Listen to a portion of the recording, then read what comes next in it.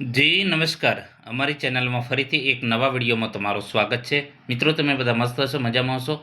મિત્રો, જે પ્રમાણે આપણે વાત કરી કે જીએસઆરટીસી હેલ્પર અને કંડક્ટર માટે દિવ્યાંગ ઉમેદવારો માટે પરીક્ષા તારીખ જાહેર થઈ ગઈ છે.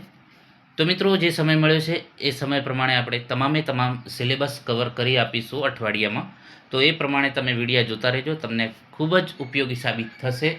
અને જે આઈએમપી પ્રશ્નો છે સ્ટાન્ડર્ડ બુકમાંથી લીધેલા છે, એટલે આ જે છે પ્રશ્નો તમામ જે છે સરકારી જે બુક છે, મતલબ કે સ્ટાન્ડર્ડ જે બુક છે એમાંથી આ તમામ પ્રશ્નો લીધેલા છે.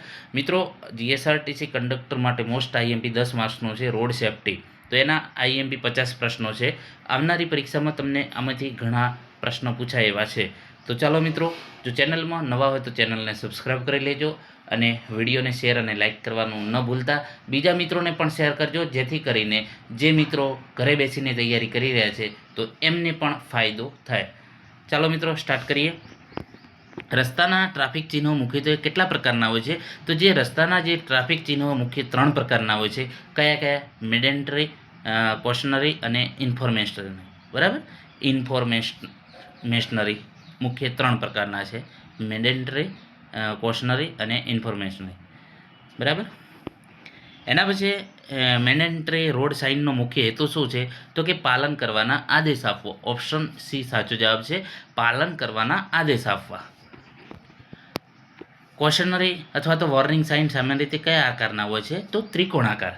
જે વોર્નિંગ આપતા હોય, ચેતવણી આપતા હોય, તો એ ઓપ્શન બી સાચો જવાબ ત્રિકોણાકાર હોય છે. મોસ્ટ આઈએમપી પ્રશ્નો આવા જ પ્રશ્નો મિત્રો પૂછાશે. ઇન્ફોર્મેશનરી સાઇન રોડ સાઇન સામાન્ય રીતે કયા આકારમાં હોય છે? તો તેનો સાચો જવાબ છે ચોરસ અથવા તો લંબચોરસ. ચોરસ અથવા તો લંબચોરસ સી સાચો જવાબ છે, જે માહિતી આપતા હોય છે. સ્ટોપ ચિહ્નનો આકાર કયો છે? તો સ્ટોપ ચિહ્નનો આકાર ઓપ્શન સી અષ્ટકોણ હોય છે. મોસ્ટ આઈએમપી પ્રશ્ન છે. ગીવ વેનો ચિહ્નનો આકાર કયો છે? તો ત્રિકોણ. ગીવ વે, રસ્તો આપો. બરાબર, તો એનો આકાર કેવો હોય છે? ગીવ વે જે લખેલું હોય છે તો એનો આકાર ત્રિકોણ જેવો હોય છે.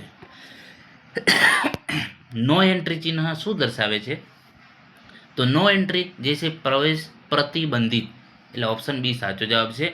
મિત્રો, આ ટાઈપના જ પ્રશ્નો તમારે આવશે. ઓવરટેકિંગ પ્રોહિબિટેડ ચિહ્નનો અર્થ શું છે? તો ઓવરટેક કરવું પ્રતિબંધ છે. ઓપ્શન સી સાચો જવાબ છે. યુટર્ન પ્રોહિબિટેડનો અર્થ શું છે? યુટર્ન પ્રોહિબિટેડ 9માં સાચો જવાબ છે. ઓપ્શન બી યુટર્ન પ્રતિબંધિત છે. હોર્ન પ્રોહિબિટેડ ચિહ્ન શું સૂચવે છે? તો હોર્ન વગાડવાની મનાઈ. ઓપ્શન બી સાચો જવાબ છે. સ્પીડ લિમિટ ચિહ્ન શું દર્શાવે છે? તો મહત્તમ જે નિર્ધારિત ગતિ દર્શાવે છે. ઓપ્શન બી સાચો જવાબ છે. નો પાર્કિંગ ચિહ્નનો અર્થ શું છે? તો પાર્કિંગ પ્રતિબંધિત. ઓપ્શન સી સાચો જવાબ છે. નો સ્ટોપિંગ ઓર સ્ટેન્ડિંગનો અર્થ શું છે? તો વાહન ઊભું રાખવું, રોકવું, પ્રતિબંધ. બરાબર, ઓપ્શન બી સાચો જવાબ છે. કમ્પલ્સરી કીપ લેફ્ટ ચિહ્ન શું સૂચવે છે? ઓપ્શન સાચો જવાબ છે બી, ડાબી બાજુ રાખવું ફરજિયાત. બરાબર. કમ્પલ્સરી સાઉન્ડ હોર્ન ચિહ્નનો અર્થ શું છે? તો હોર્ન વગાડવું ફરજિયાત. ટ્રક પ્રોહિબિટેડ ચિહ્ન શું દર્શાવે છે? તો તેનો સાચો જવાબ છે ટ્રકનો પ્રવેશ પ્રતિબંધિત. ઓપ્શન બી સાચો જવાબ છે. રસ્તા પર તૂટેલી જે બ્રોકન સેન્ટર લાઇન સામાન્ય રીતે શું સૂચવે છે અથવા તો દર્શાવે છે? આ પ્રશ્ન વારે પૂછાય છે. તો યોગ્ય પરિસ્થિતિમાં પાર કરી શકાય. યોગ્ય પરિસ્થિતિમાં પાર કરી શકાય. ઓપ્શન બી સાચો જવાબ છે. ડબલ કન્ટિન્યુઅસ લાઇનનો અર્થ શું છે?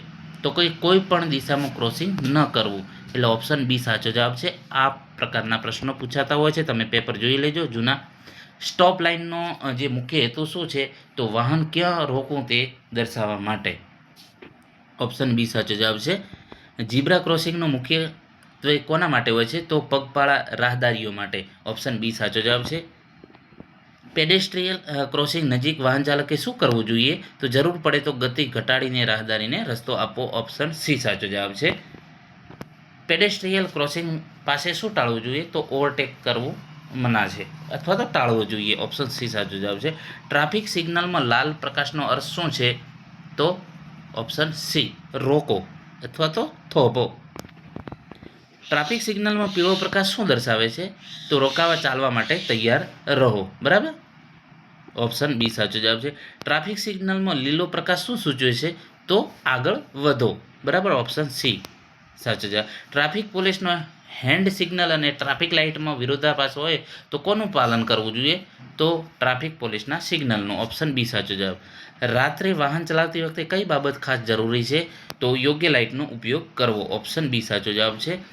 વળાંક લેતા પહેલાં શું કરવું જોઈએ? તો વળાંક લેતા પહેલાં જે છે ઓપ્શન બી સાચો, યોગ્ય ઇન્ડિકેશન અથવા તો સિગ્નલ આપવું જોઈએ. રાઉન્ડ અબાઉટ નજીક પહોંચતી વખતે શું કરવું જોઈએ? તો ગતિ ઘટાડવી અને સાવચેતી રાખવી. Option B.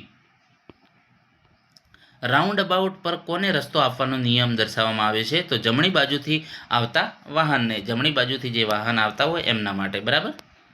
સલામત ડ્રાઇવિંગ માટે વાહન ચલાવતા પહેલાં કઈ બાબતો તપાસવી યોગ્ય છે?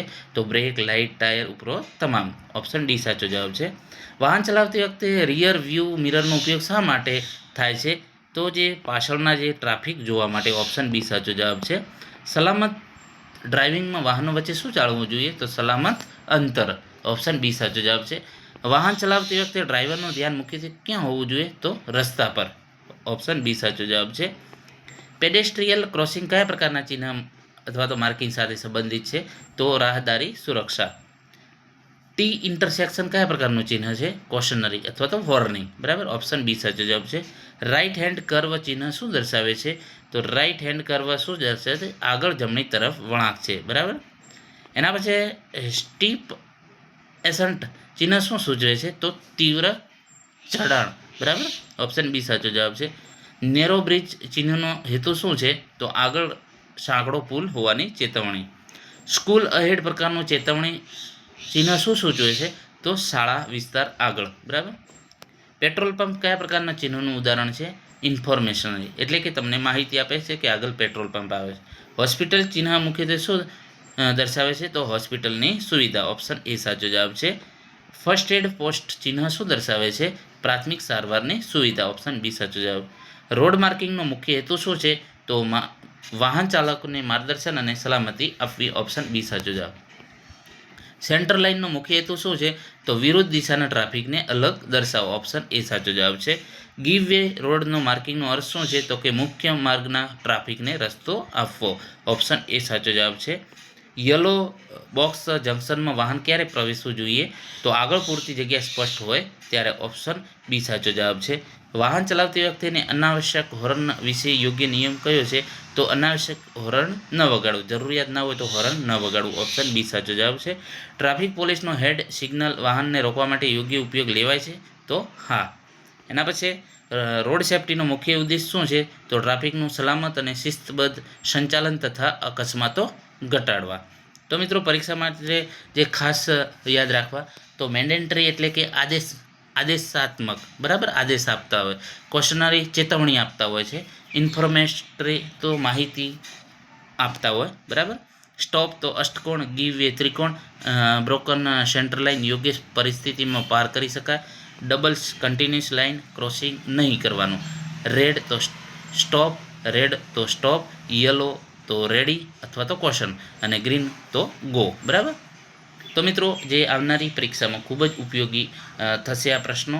તો આશા છે કે તમે વિડીયોને લાઇક અને શેર કરવાનું ન ભૂલતા. આભાર દોસ્તો. ફરીથી નેક્સ્ટ મળીશું બીજા વિડીયોમાં. તમારો જે કંડક્ટરનો સિલેબસ કમ્પ્લીટ કરાવીશું. આભાર.